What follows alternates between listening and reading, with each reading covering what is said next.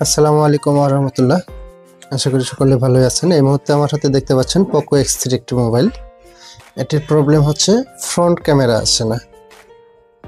দেখতে পাচ্ছেন আমাদের ব্যাক ক্যামেরা, মেইন ক্যামেরা সেটি সুন্দর ক্লিয়ার আছে। আমি যদি এটাকে সামনে ক্যামেরায় দেখতে চাই, এই যে আসতেছে না, কয়েক সেকেন্ড পর এটা চলে যাবে। তো এটি আমাদের ক্যামেরা থেকে প্রবলেম না, এবং আমরা যদি এটা ইউটিউবে যাই, আমরা কোনো মিডিয়ার সাউন্ড পাচ্ছি না। দেখতে পাচ্ছেন যে আমাদের সাউন্ড ফুল দেওয়া রয়েছে, কোনো রকম সাউন্ড নেই। তো আমরা এই ভিডিওতে এই প্রবলেমটি ফিক্স করে দেখাবো, যদি এটা অনেক ওল্ড কাজ, অনেকেই করেছে। তো সঙ্গে থাকুন।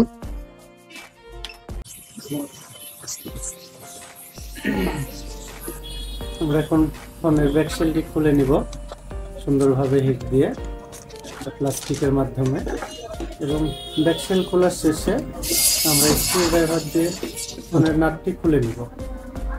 নাটটি খোলার পরে আমরা মাদারবোর্ড থেকে ক্যামেরাগুলো আলাদা করে নিব, এবং যত ডিসপ্লে এবং ব্যাটারির বেজ রয়েছে এই বেজগুলো আমরা খুলে মাদারবোর্ডটি উঠিয়ে নিব।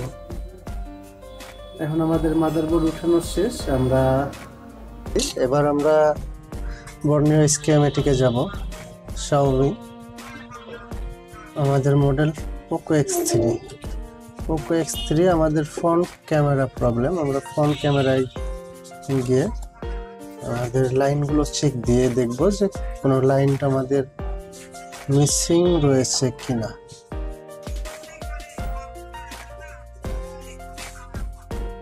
দেখতে পাচ্ছেন আমাদের এই লাইনগুলো, আমরা এই লাইনগুলো চেক দিব আমাদের মাল্টিমিটারের ডায়োড রেঞ্জে রেখে।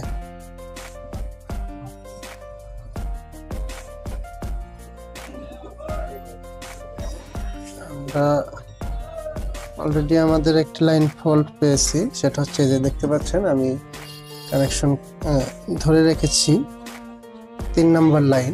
তো 3 নম্বর লাইনটি দেখুন, এই যে আমাদের এখানে 3 নম্বর লাইন হচ্ছে ক্যামেরা ফর রিসেট। এটি একটি লাইন।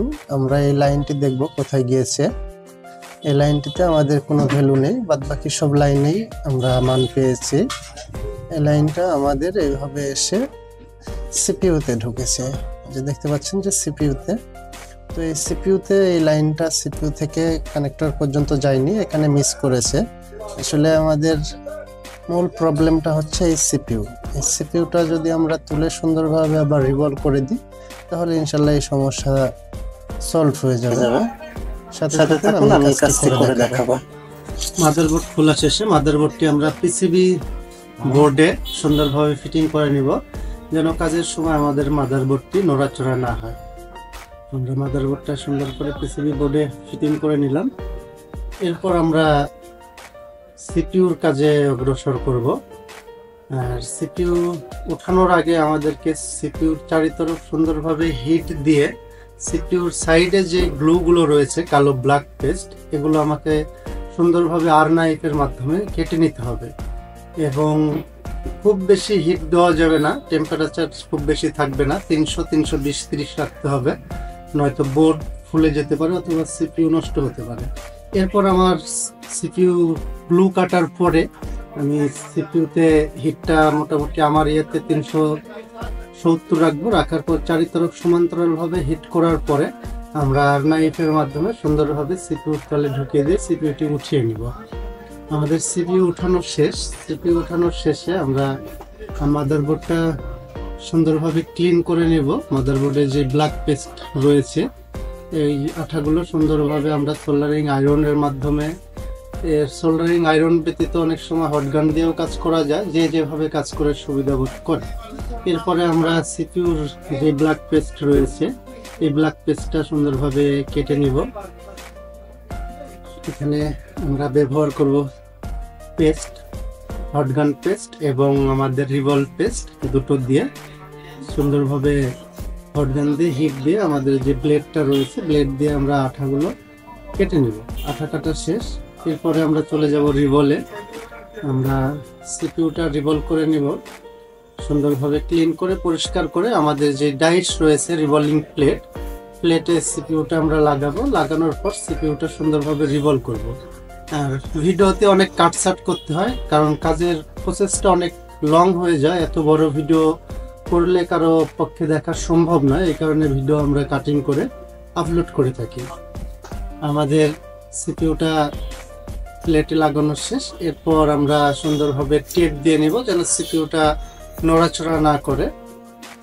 এরপরে আমরা একটু টিস্যু নিব, টিস্যু তলে রেখে এরপরে সিপিইউ প্লেটটা বসাবো। বসানোর পরে আমরা আমাদের যে 183 ডিগ্রি পেস্ট রয়েছে, রিভলভ পেস্ট, এই পেস্টটা একটু নিয়ে নিব হাতে। পেস্টটা হাতে নেওয়ার পরে আমরা পেস্ট পরিমাণ মতো হাতে নেব। নেওয়ার পরে পেস্টটা আমরা জানি লিকুইড থাকে, একটু তরল লিকুইড, এটি শুকিয়ে নিব। টিস্যু অথবা আমাদের যে কাজের ওয়েফার থাকে, এই ওয়েফার দিয়ে আমরা সুন্দরভাবে এটি শুকিয়ে নিব। শুকানোর পরে আমাদের যেই পেস্ট থাকবে এটি সুন্দরভাবে আমরা সিপিইউর উপরে লাগিয়ে দেব। এবং আমাদেরকে লক্ষ্য রাখতে হবে আমাদের কোনো বল যেন মিসিং না হয়, আবার কোনো বলের উপরেও যেন অতিরিক্ত পেস্ট না থাকে, বল পেস্ট যেন না থাকে। আমাদের বল পেস্ট দেওয়া শেষ, এবার ক্লিন করে নিচ্ছি। ক্লিন করা শেষে আমরা আমার যে হটগানটি রয়েছে এটাতে 250 ডিগ্রি দিলেই চলে। এক একটা হটগানের মেজারমেন্ট এক এক রকম। আমরা 250 ডিগ্রি তাপমাত্রা দিয়ে সিপিইউ এক সাইড থেকে হিট করতে থাকবো এবং টুইজার দিয়ে আমরা আলতোভাবে সিপিইউটি ধরে রাখবো যেন আমাদের টেনশনটা ফুলে না ওঠে বা বেঁকে না যায়। এই কারণে দেখতে পাচ্ছেন যে অলরেডি পেস্ট গলে বল তৈরি হচ্ছে, সুন্দরভাবে এখন বল হয়ে যাবে। এবং রিভলভ শেষে আমরা সুন্দরভাবে সিপিইউটা ক্লিন করব, পরিষ্কার করতে হবে, অনেক সুন্দরভাবে করতে হবে যেন কোনো রকম ময়লা ভিতরে না থাকে। আমাদের রিভলভ শেষ হয়েছে, এবার আমরা সিপিইউটা ক্লিন করা শেষ। সিপিইউটা আমরা রিইনস্টল করব। রিইনস্টলের প্রসেস হচ্ছে আমরা সিপিইউতে হালকা একটু পেস্ট দিয়ে নিব। এরপরে সুন্দরভাবে টুইজার দিয়ে সিপিইউর দুই সাইডে ধরে হটগান দিয়ে চারিতরফ আস্তে আস্তে হিট করব। চারিতরফ হিট করার পরে অটোমেটিকলি সিপিইউ এখানে বসে যাবে এবং প্রত্যেকটা বলের সাথে বল লেগে যাবে। আর বল যখন লাগবে তখন আমরা লক্ষ্য করে দেখব যে সিপিইউটি অটোমেটিকলি টান দিয়ে তার নিজস্ব জায়গায় যাবে। আমাদের সিপিইউ লাগানো শেষ। এবার আমরা দেখে নিচ্ছি যে আমাদের লাইনগুলো ঠিক রয়েছে কিনা। আমাদের ক্যামেরা প্রবলেম ছিল সেটে, আমি সেই ভ্যালুটা চেক করে নিলাম। এই যে আমার যেই লাইনটাতে ভ্যালু ছিল না এটাতে ভ্যালু এসেছে। ইনশাল্লাহ এই বোর্ডটা আমরা মাদারবোর্ডে ফিটিং দিলে আমাদের যে সমস্যা ছিল সেই সমস্যা থেকে মুক্তি পেয়ে যাব, সমস্যা সলভ হবে আশা করি। দেখতে পাচ্ছেন আমি মাদারবোর্ডটা পুনরায় মোবাইলটা ফিটিং করতেছি এবং সেটটা আমি অন করে নিলাম। অন করা শেষে আমরা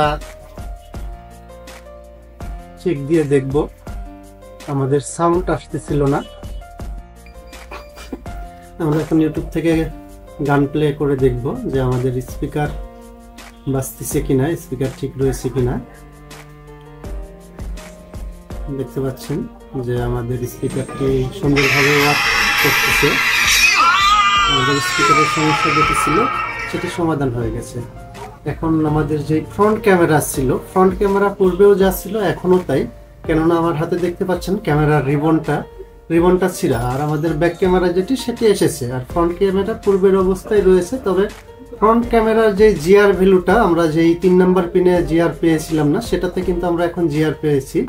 আমি মিটারে দেখিয়ে দিচ্ছি, এই যে দেখতে পাচ্ছেন ক্যামেরাটি নতুন আর কি লাগালে হয়ে যাবে।